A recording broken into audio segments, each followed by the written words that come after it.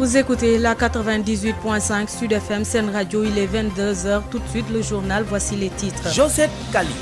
35 tonnes de produits impropres à la consommation saisis durant l'année 2020 dans le département de Rufisque. Des produits essentiellement composés de denrées de première nécessité sont estimés à 17 millions de francs CFA. Emploi des jeunes, les assises nationales de la jeunesse se tiendront dans tous les départements. Une proposition des jeunes entrepreneurs qui vise à apporter des solutions au manque d'emploi de la jeunesse. Le comité d'organisation a été mis sur pied ce mercredi. Projet de rapatriement des jeunes Sénégalais d'Espagne, Horizon sans frontières, Otra Africa et Frappe France Dégage s'érigent en bouclier et disent niet à cette décision. Prétexte visite ce jeudi de Pedro Sanchez, Premier ministre espagnol. Hors de chez nous, en Côte d'Ivoire, le président Alassane Ouattara a présidé le premier conseil des ministres du gouvernement de Patrick Hachi. Au Burkina Faso, après report, le FESPACO aura finalement lieu du 16 au 23 octobre 2021 sous le thème Cinéma d'Afrique et de la diaspora, nouveaux talents, nouveaux défis. Sport, Ligue des champions européenne, fin des quarts de finale aller. Le PSG et Chelsea s'imposent tous les deux en déplacement face au Bayern Munich et à Porto. Alassane Ouad assure la partie technique. Tout de suite le développement. Sud Nuit. Josette Kali. Comme je vous le disais dans les titres, à Rufisque, la brigade départementale du service d'hygiène a présenté ce mercredi son rapport 2020. Plus de 35 tonnes de produits impropres à la consommation saisis, des produits comme la boisson, du lait, des biscuits et produits pharmaceutiques d'une valeur de 17 621 000 à quelques jours du Ramadan. Le service d'hygiène entend continuer les descentes sur le marché pour traquer les vendeurs des produits impropres à la consommation. Denisia Sambou. 16 800 visites à domicile, 175 causeries éducatives, 163 robinets pompes Djambar, puis analysées. Plusieurs opérations de masse effectuées. La sous-brigade départementale de Rufisque a aussi saisi une importante quantité de produits impropres à la consommation. Major Mamadou Thiam Faye, chef de la sous-brigade. On a saisi aujourd'hui 35 tonnes 500, soit une valeur de 17 millions et quelques. Et ces produits-là, on les a saisis dans les différentes zones. La zone de Toubab Dialaw, Djamnadio Bargny, Bambilor, Tuan Peul, Niago, la zone de Djahaï et aussi la commune de Rufisque. Les produits, on a la mayonnaise, le vinaigre, l'huile, les produits pharmaceutiques et aussi des moutardes. L'année 2020 a aussi été marquée par les inondations dans le département de Rufisque.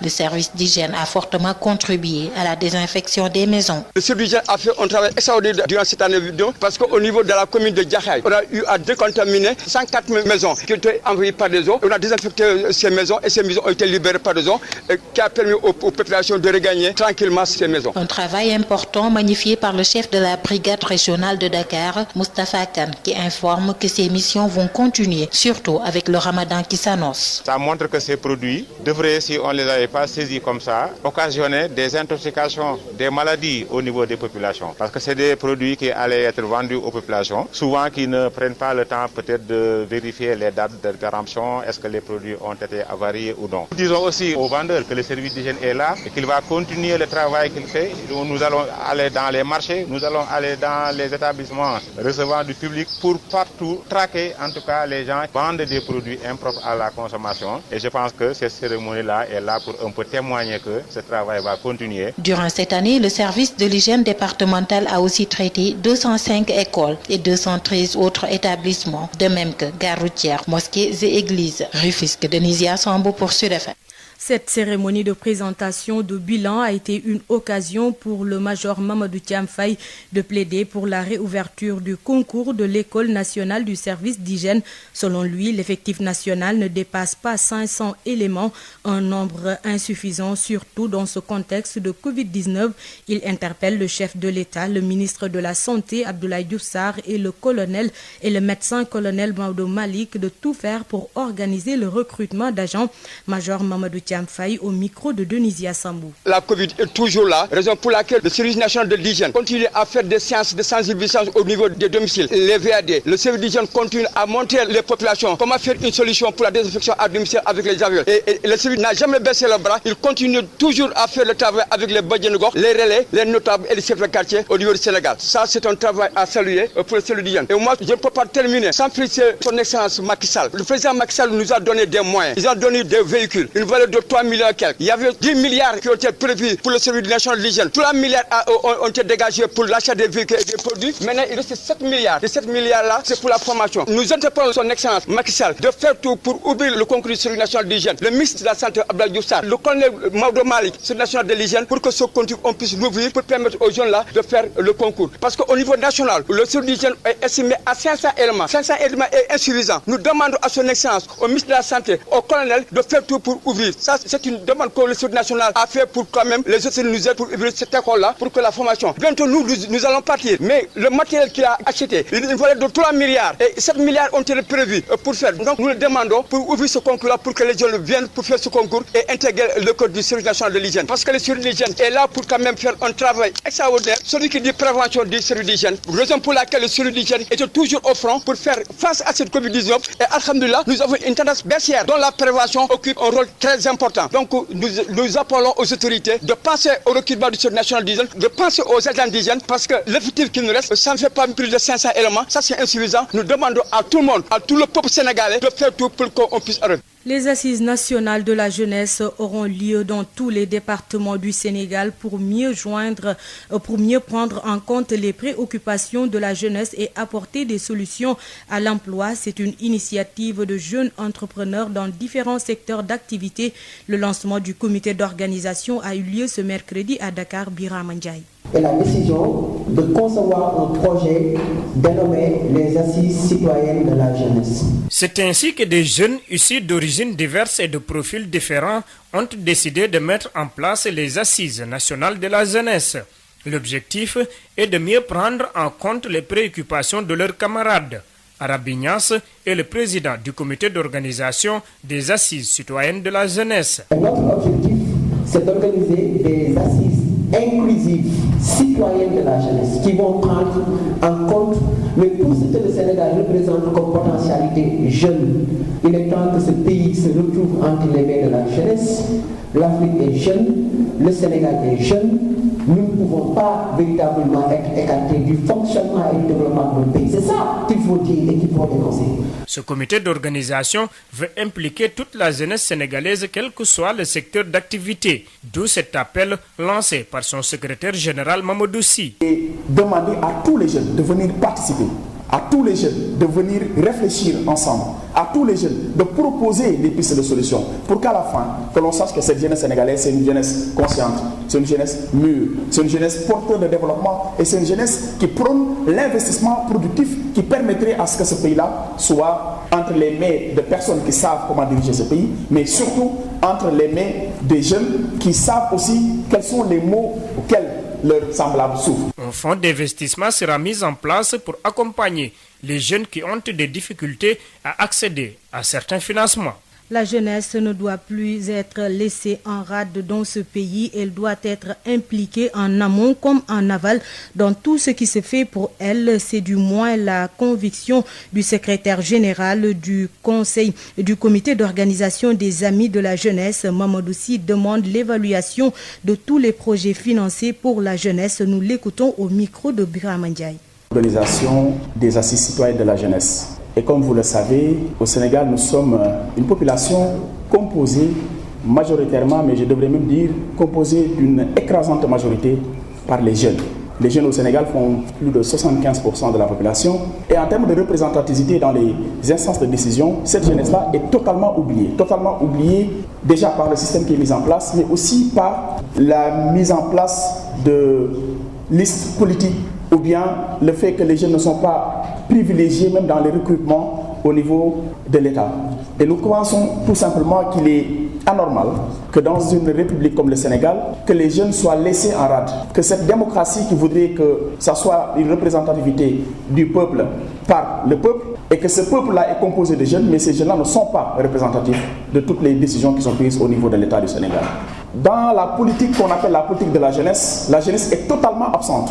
Elle n'est pas associée, au contraire, on décide d'une politique et on vient l'imposer à la jeunesse sénégalaise. Et je pense qu'il est temps que cela cesse et qu'on donne la parole aux jeunes au Sénégal, qu'on leur donne la possibilité de réfléchir par eux-mêmes, de dialoguer avec leurs semblables, de proposer des pistes de solutions, puisque c'est eux-mêmes qui savent réellement quels sont les maux auxquels ils souffrent. Et c'est la raison pour laquelle nous pensons qu'il est important dans la mobilisation des ressources que l'État fait à l'endroit des jeunes, que ces ressources-là soient bien gérées, mais aussi qu'il y ait une évaluation et un suivi par rapport à ces fonds-là. Puisque nous savons très bien qu'on va nous parler à coups de milliards qui ont été mobilisés par l'État du Sénégal ou bien par les États qui étaient là ou bien par les gouvernements qui se sont succédés au sein de l'État du Sénégal. Et à la fin, on se rend compte que véritablement, il y a une vraie différence entre les promesses qui ont été faites et les réalisations du moment. C'est la raison pour laquelle nous avons mis en place ce comité d'organisation de ces assises citoyennes.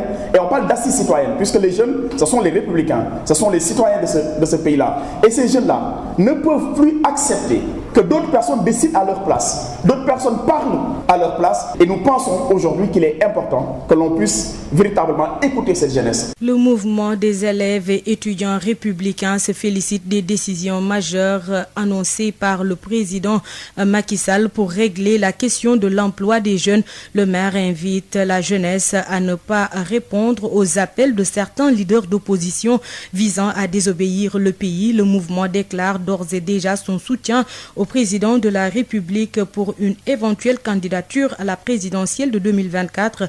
Voici Abdoulaye Diagne, coordonnateur du maire, au micro de Amadou Moustapha Dian. Dire que mettre à la jeunesse, à la disposition de la jeunesse sénégalaise un montant de 450 milliards pour l'emploi, l'auto-emploi et l'entrepreneuriat.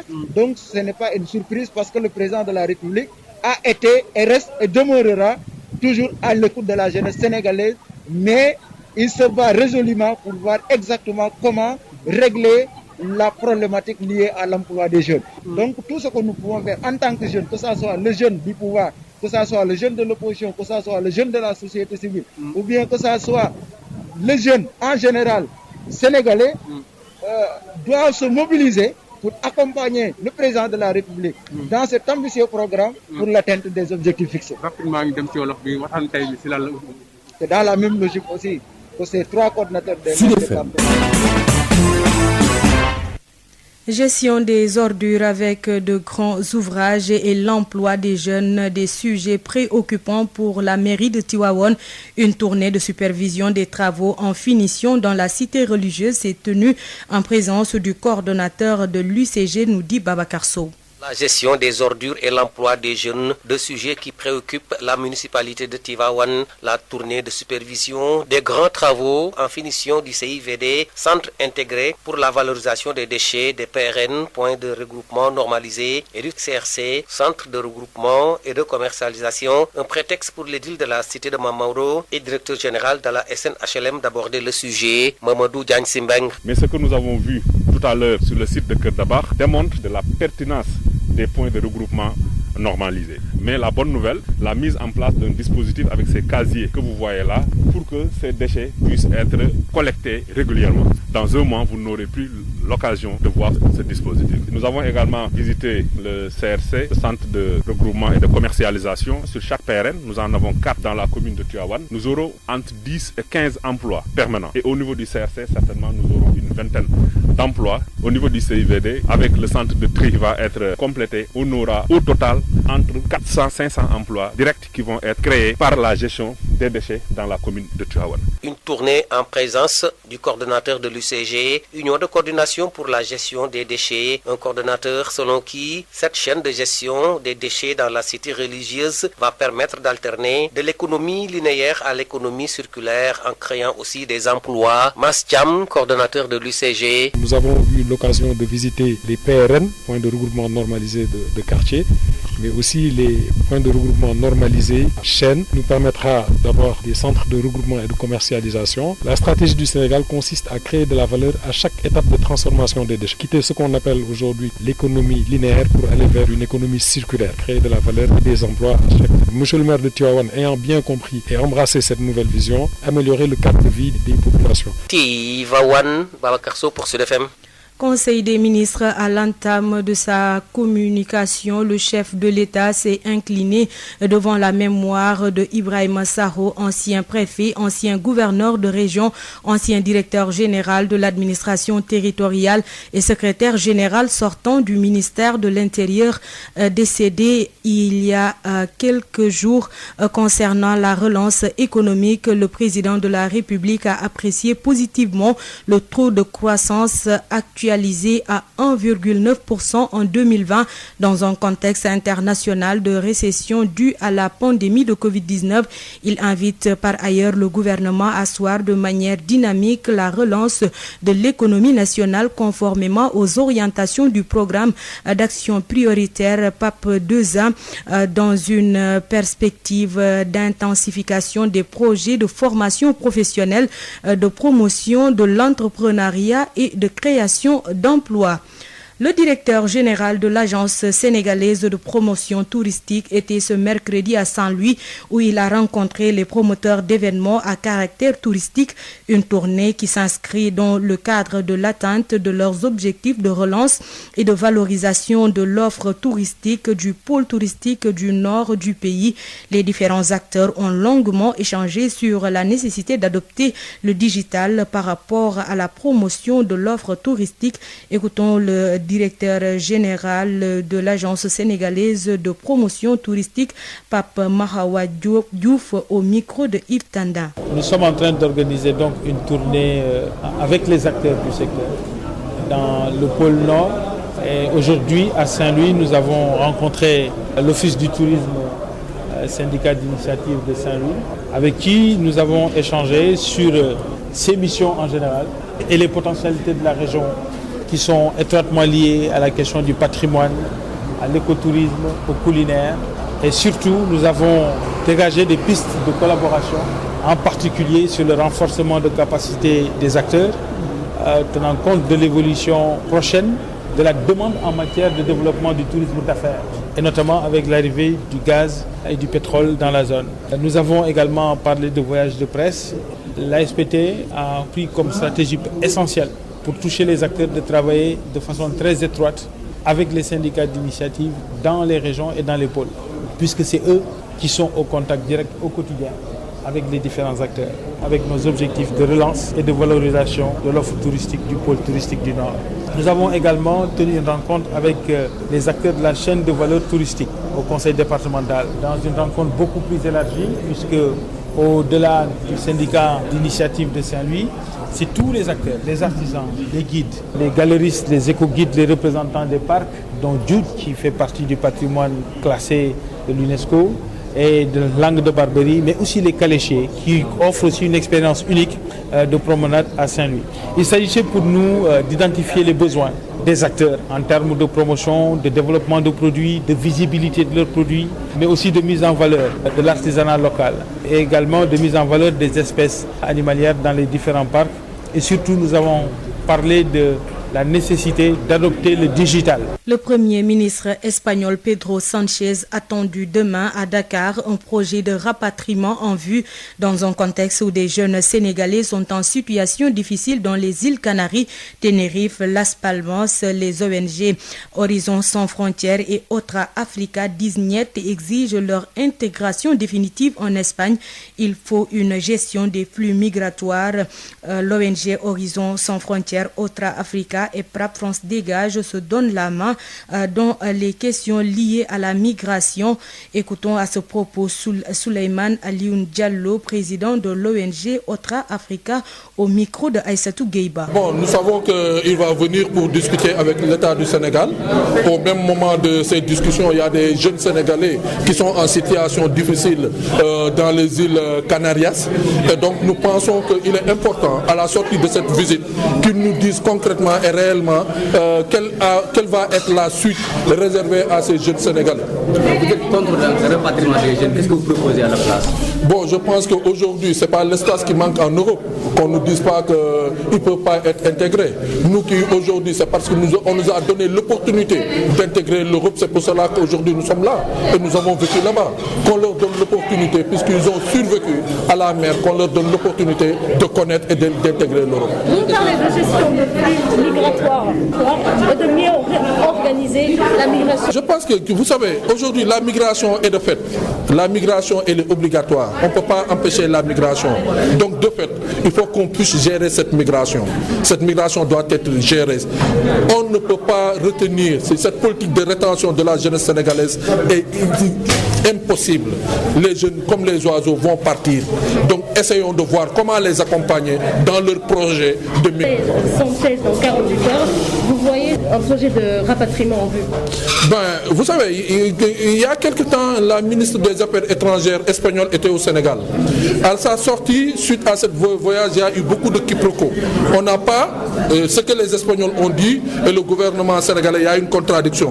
Donc nous attendons à la sortie de cette visite d'État qu'il y ait une déclaration formelle, claire sur les raisons de cette visite, qu'on puisse comprendre clairement de part et d'autre, bilatérale, qu'on nous dit voilà les raisons de cette visite. Sit-in avorté des handicapés visuels devant le ministère de la Santé et de l'Action sociale ce matin. Les handicapés visuels demandent des emplois annoncés par le chef de l'État pour lutter contre le chômage des jeunes. Pour l'Union nationale des jeunes, la préoccupation des jeunes diplômés visuels doit être prise en compte. Ils ont fait face à la presse. Christian Diabon, leur président, est au micro de Elhaj Moussa Thiam. Donc on voulait, parce que le président de la République, son Excellence, M. Macky Sall, avait dit qu'il va mettre 350 milliards pour financer les jeunes. Vu qu'on est des jeunes personnes handicapées, donc on a besoin de ce truc pour au moins réaliser notre rêve en tant que citoyen sénégalais, car on fait partie de ce pays. En tant que jeunes handicapés, on a nos diplômes, on s'est battu durement pour étudier. Après nos études, on ne parvient même pas à nous caser quelque part. On veut que le président, son Excellence, M. Macky Sall, puisse nous caser quelque part, car on ne peut pas faire comme ce que les gens ont fait. On ne veut pas casser quelque part, ni faire des manifestations, car aujourd'hui, on avait appelé un sitting au niveau de la ville, pour au moins exprimer notre problème au niveau de l'État, car vraiment, c'est dur de notre part le fait d'étudier et obtenir ton diplôme sans pour autant te caser quelque part. Donc ça revient nul. Parce que de nos jours, quand tu ne fais pas partie d'une partie pouvoir, donc on risque de t'oublier. Raison pour laquelle, parce que le président, on a vu qu'il y a bon nombre de choses qu'on a pu amener au niveau de notre pays. Les personnes vulnérables touchées par l'handicap visuel ont été oubliées. Raison pour laquelle, cette fois-ci, on veut que l'État vraiment se souvienne de nous. En tant que citoyens sénégalais, on mérite d'être casés quelque part. Rapport 2020 d'Amnesty International, la section sénégalaise a présenté ce matin son bilan, une occasion pour cette organisation de défense des droits humains de préciser qu'elle ne mène aucune campagne pour mettre la pression sur l'État du Sénégal afin qu'elle légalise l'homosexualité. Seydi Gassama et ses camarades estiment que l'État a néanmoins l'obligation de protéger tous les citoyens. Amnesty a aussi dénoncé l'usage excessif de la force lors des manifestations. Abdoulaye Diop. Même si des pays étrangers réclament du Sénégal la légalisation de l'homosexualité, Amnesty International section Sénégal se veut claire, elle ne mène aucune campagne en ce sens. Seydi Gassama est le directeur exécutif. Je dirais que nous n'avons pas une campagne spécifique aujourd'hui au Sénégal pour dire on va faire la pression sur l'État pour qu'il puisse dépénaliser. On n'a pas cette campagne. S'il y a des États qui le demandent à l'État du Sénégal, c'est de leur responsabilité aujourd'hui.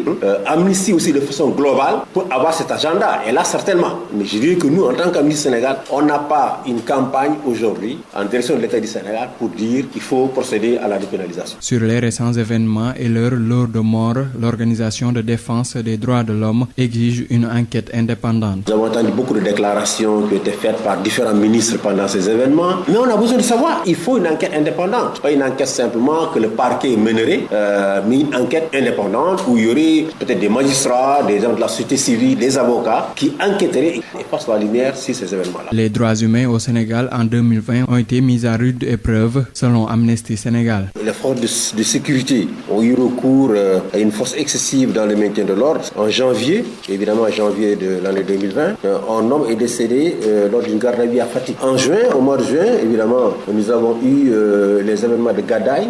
Vous avez tous suivi la répression qui a suivi la manifestation des habitants de Gadaye. La section Sénégal Amnesty International a par ailleurs appelé l'État du Sénégal à investir davantage dans la santé, dans les prisons entre autres, afin de mieux préserver les droits humains. En marge de la présentation du rapport 2020 d'Amnesty International, le directeur exécutif a plaidé pour l'adoption dans les plus brefs délais des lois sur le statut des Dara et le code de l'enfant. Selon Seydi Gassama, plus de 180 000 enfants sont dans les rues et que le Sénégal ne peut prétendre protéger les droits humains en laissant ses enfants dans les rues. Nous l'écoutons au micro de Abdoulaye Diop. Il y a eu, point de vue là, beaucoup de manquements de la part de l'État. Nous avons enregistré certes au début quelques avancées avec l'élaboration d'une loi, d'un projet de loi sur les Dara, d'un projet de code de l'enfant, mais tous ces textes, la loi sur le statut des Dara, mais aussi le code de l'enfant, tous ces textes qui évidemment ont été discutés longuement avec la société civile, les différentes parties prenantes, n'est-ce pas? Tous ces textes aujourd'hui qui devraient être votés depuis maintenant 2 ou 3 ans, n'est-ce pas, dorment dans les tiroirs, soit du gouvernement, soit de l'Assemblée nationale. Alors même que la question des Dara demeure une des plus grandes préoccupations en matière de droits humains. Celui qui vous dit que les droits humains au Sénégal, n'est-ce pas, sont respectés, alors même qu'on a au moins 100 000 enfants qui mendient dans les rues, qui subissent la maltraitance dans les rues du Sénégal. Je cite le chiffre de Human Rights Watch qui a fait plusieurs rapports sur cette question, qui donne ce chiffre de moins 100 000 enfants talibés dans les rues du Sénégal. Celui qui vous dit que dans ce pays, ces droits humains sont respectés, alors qu'on a 100 000 enfants qui sont dans les rues, qui mendient du matin au soir, qui sont maltraités, n'est-ce pas? Ils racontent l'histoire. On n'aura jamais un bilan positif en matière de droits humains tant que la question des enfants talibés ne sera pas réglée. Mais il faut le dire, on a besoin d'un cadre juridique protecteur de l'enfant. Le code de l'enfant est justement ce cadre juridique que la société sénégalaise, la société civile a demandé et qui malheureusement tarde à être concrétisé par le vote de cette loi à l'Assemblée. Les Dara modernes également, on en parle depuis une vingtaine d'années. Jusqu'à présent, il est très difficile de voir les Dara modernes à Dakar. Ce colloque prévu le 16 avril prochain au cercle mess des officiers colonel Emmanuel Gomis de Dakar est organisé pour rendre hommage au général Lamine Cissé.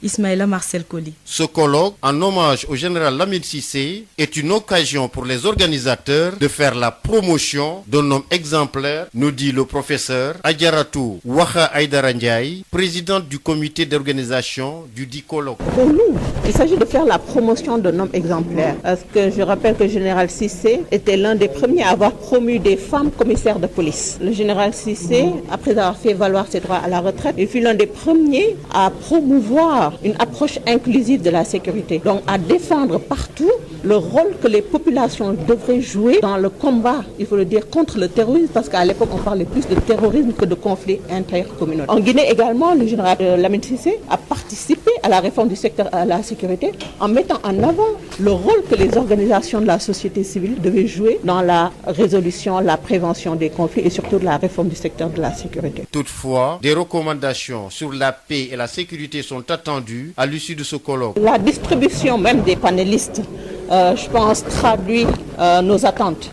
Parce que dans chaque panel, nous avons au minimum 2 femmes par panel. Nous avons au moins un civil et un militaire. Et nous avons également une bonne représentation, non seulement de l'Afrique, de l'Europe, mais également des États-Unis. En fait, à l'issue de ce colloque, Nous pensons pouvoir recueillir des recommandations pour la paix et la sécurité, mais basées sur les valeurs que le général a toujours prônées, c'est-à-dire la bonne gouvernance, l'éthique et la probité. Ce colloque en hommage à l'ancien ministre de l'Intérieur du Sénégal, ancien chef d'état-major général des armées du Sénégal, ancien représentant spécial du secrétaire général de l'ONU en République centrafricaine, ancien secrétaire général de l'ONU en Afrique de l'Ouest, premier africain admis au Hall of Fame de la National Defense University US, premier non-américain docteur honoris causa de cette même institution, est placé sous le haut patronage de son Excellence, M. Macky Sall, président de la République du Sénégal, et verra la participation d'autres militaires et fonctionnaires internationaux, de même que les hautes personnalités politiques et scientifiques nationales et internationales. Sud International. En Côte d'Ivoire, le président Alassane Ouattara a présidé ce mercredi matin le premier conseil des ministres du gouvernement de Patrick Achi. Dans son allocution, le chef de l'État ivoirien a pris acte la décision de la Cour d'appel de la Cour pénale internationale qui a confirmé le 31 mars dernier l'acquittement de Laurent Gbagbo et de Charles Blé Goudé. Alassane Ouattara qui se dit favorable au retour des deux ex-pensionnaires de la prison de Chevenchan aux Pays-Bas. Plus d'explications avec notre correspondant à Abidjan, Justin Assalé. Laurent Gbagbo et Charles Blé Goudé sont libres de rentrer en Côte d'Ivoire quand ils le souhaitent. Ce sont les propos du président Alassane Ouattara à l'entame du Conseil des ministres du premier gouvernement, Patrick Achi, qu'il présidait ce mercredi matin au palais présidentiel à Abidjan Plateau. Poursuivant son allocution, le chef de l'État ivoirien a affirmé que les frais de voyage de Laurent Gbagbo ainsi que ceux des membres de sa famille seront pris en charge par l'État de Côte d'Ivoire, avant d'ajouter que les dispositions seront également prises pour que Laurent Gbagbo bénéficie conformément aux tests en vigueur les avantages et les indemnités dus aux anciens présidents de la République de Côte d'Ivoire. Accusé de crimes contre l'humanité au terme de la crise post-électorale de 2010-2011 qui aurait fait 3000 morts, Laurent Gbagbo et Charles Blé Goudé ont été blanchis et acquittés le 31 mars dernier par la Cour pénale internationale après un procès qui aura duré 10 ans. Laurent Gbagbo et Charles Blé Goudé sont donc libres. Reste maintenant à savoir s'ils bénéficieront d'une amnistie ou d'une grâce présidentielle, car les deux ex-pensionnaires de la prison de Scheveningen aux Pays-Bas sont condamnés par contumace à 20 ans de prison par la justice ivoirienne, le premier pour crime économique et le second pour acte de torture, homicide volontaire et viol. Justin Assalé, Abidjan, pour Sud FM. Le FESPACO, reporté en janvier dernier pour des raisons sanitaires, est à nouveau reprogrammé. La 27e édition se tiendra du 16 au 23 octobre prochain à Ouagadougou sous le thème Cinéma d'Afrique et de la diaspora, nouveaux talents, nouveaux défis. Le Sénégal est le pays invité d'honneur. Correspondance de Mathieu Somda à Ouagadougou. Le gouvernement burkinabé autorise l'organisation de la 27e édition du Festival panafricain du cinéma et de la télévision de Ouagadougou FESPACO. Il avait été reporté en janvier dernier pour des raisons sanitaires.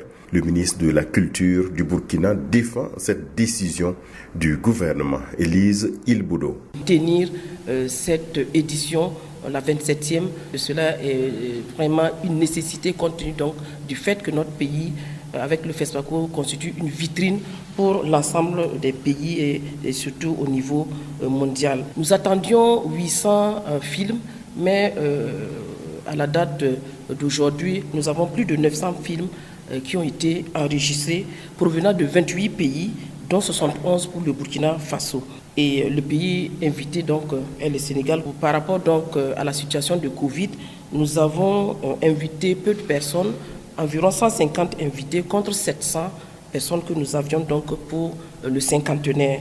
Nous avons un budget de plus de 2 milliards. L'édition 2021 du FESPACO, placée sous le thème Cinéma d'Afrique et de la diaspora, nouveaux talents, nouveaux défis, va se dérouler dans son format habituel. Les explications du ministre Élise Ilboudo. Les rencontres entre les partenaires, la cérémonie officielle, également les rues marchandes, le marché international donc du cinéma et de l'audiovisuel et également le petit FESPACO qui se tient à Bobo. Tout cela sera mis en œuvre. Mais vraiment, nous allons travailler comme on l'a commencé déjà avec le ministère de la Santé pour que tout le monde puisse être pris en charge et tous les festivaliers seront donc sensibilisés par le ministère ministère et qui va d'ailleurs détacher des gens. Les cérémonies d'ouverture et de clôture vont se dérouler au Palais des Sports de Ouaga 2000 en lieu et place du stade du 4 août. Mathieu Somda depuis Ouagadougou pour Sud FM.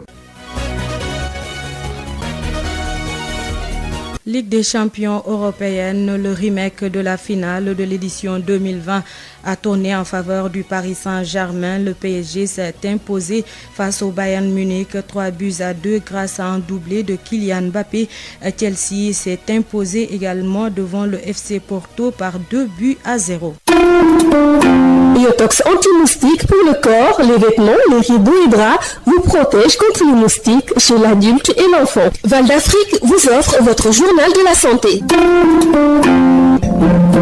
Bonjour. Lutte contre la Covid-19, le conseiller spécial à la présidence de la République chargé des questions de l'éducation et de la formation a remis 4000 masques à l'inspecteur d'académie de Kaolack. Objectif, lutter contre la pandémie dans les établissements scolaires. Djamé Diouf invite à la sensibilisation. Nous avons évoqué la nécessité quand même de sensibiliser encore parce que la situation de la pandémie telle qu'elle se présente, elle est très compliquée et très complexe. Ce qui veut dire que nous continuerons à sensibiliser surtout les jeunes au niveau des écoles parce que ils peuvent être des porteurs au niveau des familles. Donc nous continuerons cette sensibilisation. Nous continuerons également à lutter contre la pandémie, à demander à tout le monde de respecter les mesures barrières, à demander à tout le monde en tout cas de porter les masques et de faire attention surtout au regroupement. C'est vrai, les mesures de restriction ont été levées, mais la pandémie est encore là et nous devons tous être conscients que la pandémie est là et nous devons respecter ces mesures barrières. Nous devons porter nos masques, lutter ensemble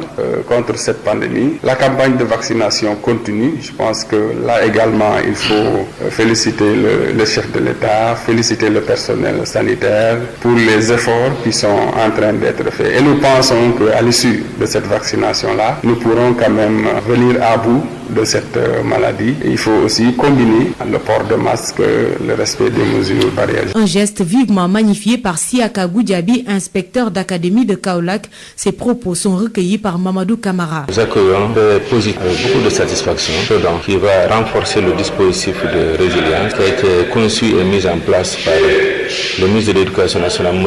Mamadou Talla, dans le cadre de son plan de riposte contre la Covid-19, surtout en milieu scolaire. Un ensemble de mesures dans le cadre de ce dispositif de résilience ont été mises en œuvre dans les écoles, dans les établissements préscolaires, à l'élémentaire, passant par le collège, au lycée, mais ce n'est jamais suffisant. Pourquoi nous pensons qu'un tel don ne fera que nous renforcer et nous fortifier, rendre beaucoup plus solide notre dispositif. Moi, je voudrais, à mon nom propre, mais également au nom de tous les acteurs de l'éducation et de la formation à Kaolack, notamment les inspecteurs de l'éducation et de la formation, les chefs d'établissement ici présents, mais également tous les partenaires, notamment les élus territoriaux, les associations de parents d'élèves de la région. Je voudrais lui témoigner toute notre reconnaissance pour ce geste, mais qui est très important également. Merci de nous avoir suivis. Rendez-vous demain pour un nouveau numéro de Info Santé.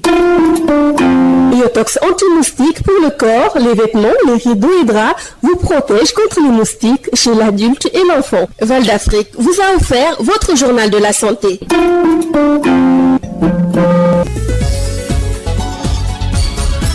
Joseph Kali. C'est la fin de l'actualité d'ici et d'ailleurs. Tout de suite, le rappel des grandes lignes.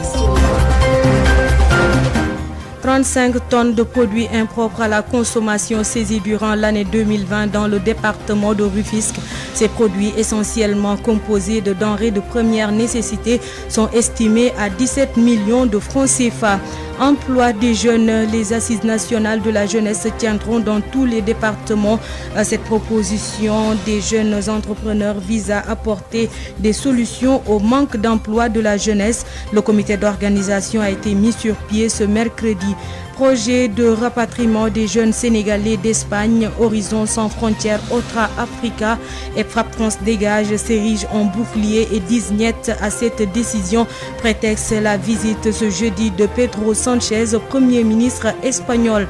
Hors de chez nous, en Côte d'Ivoire, le président Alassane Ouattara a présidé ce Le premier conseil des ministres du gouvernement de Patrick Achi au Burkina Faso après report, le FESPACO aura finalement lieu du 16 au 23 octobre 2021 sous le thème cinéma d'Afrique et de la diaspora. Nouveaux talents, nouveaux défis. Le Sénégal sera le pays invité d'honneur. Sport, Ligue des champions européenne, fin des quarts de finale aller. Le PSG et Chelsea s'imposent tous les deux en déplacement face au Bayern Munich et à Porto. Merci de nous avoir écoutés.